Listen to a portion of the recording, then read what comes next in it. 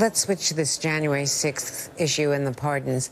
The federal judges who had been overseeing the January 6th cases in D.C. ripped into the president's pardon of the rioters. Judge Beryl Howell saying, quote, "No process of national reconciliation can begin when sore losers whose preferred candidate loses an election are glorified for disrupting a constitutionally mandated proceeding in Congress and doing so with impunity." I presume you agree with Judge Howell about this. That's probably not a message that is going to be as resonant as the fact that with his megaphone, the President of the United States is calling them hostages, not prisoners, and calling them heroes. I mean, let's really talk about who he let out of prison this week, who walked out of prison. Like, I walked out of prison this week that pepper sprayed multiple officers to the point where one had a heart attack. He let out of jail this week people who were beating police officers over the head with poles. He let out of jail someone who said when he arrived in Washington that day, "There will be blood. Welcome to the revolution." These weren't tourists. These weren't people that just got accidentally pushed into the Capitol. These were people who came to Washington with the explicit purpose of beating the hell out of police officers and killing Democratic members of Congress.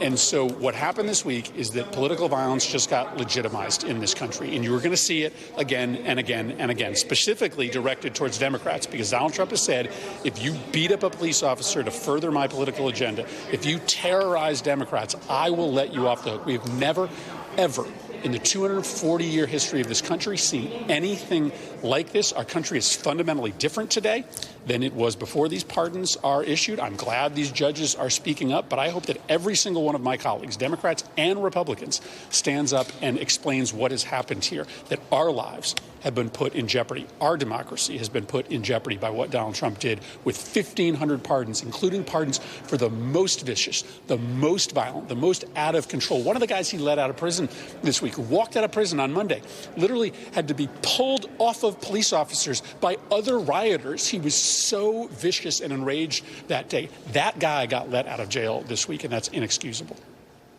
And let me ask you about some of these confirmations, because the Hegseth nomination, new information is coming out. Clearly, the FBI did not dig very deeply or deeply enough, whatever caused that to happen. There wasn't a second round of questioning in armed services, yet it looks like a final vote is going to be scheduled for the next couple of days. Well, and add to that, Hegseth has refused to meet with any Democrats on the committee. I've never seen that before, where a nominee refuses to sit down and have conversations with the people who are charged with vetting his nomination. The Constitution charges us with advice and consent.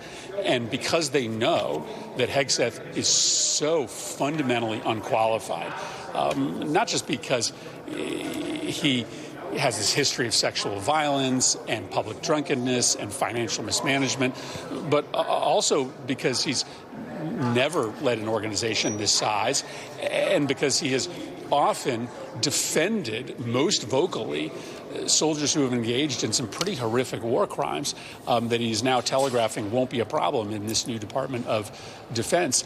Pretty amazing that Hegseth won't meet with any Democrats. It shows you what they are hiding. It tells you that they know that he can't answer basic questions about his history and about his experience.